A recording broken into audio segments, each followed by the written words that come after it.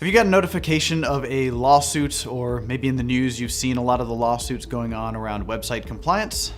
Wanted to provide a little bit of insight in what's going on with that and give you a little bit of a primer if it's something you need to be concerned about.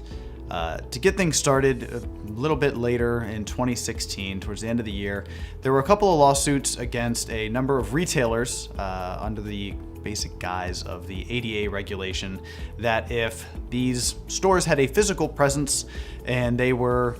forced to make the ADA compliance regulations and accommodations in their retail locations that were physically accessible, they should be held to the same standard online. And a judge, while they didn't award a penalty or any kind of monetary sum at that point, did allow the court case to proceed, and then a deluge of suits began to pop up against a number of retailers, restaurants, and businesses all over the country, especially in New York and California. What this has ultimately done is lead a lot of people to, one, send out some frivolous lawsuits, but then also really kind of begin to panic around website compliance. And so what I wanted to do was provide a little bit of clarity around what that means, and if you need to be alarmed about it, and if you do, what you can do about it.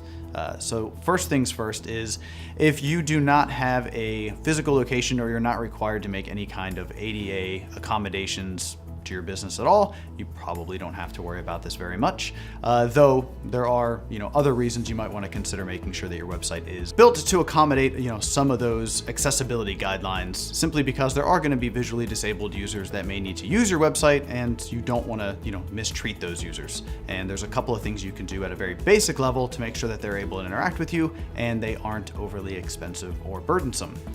That being said, the elements that come into play with a lot of the cases that are being pressed, especially, like I said, against businesses with a physical location, retailers, restaurants, banking locations especially,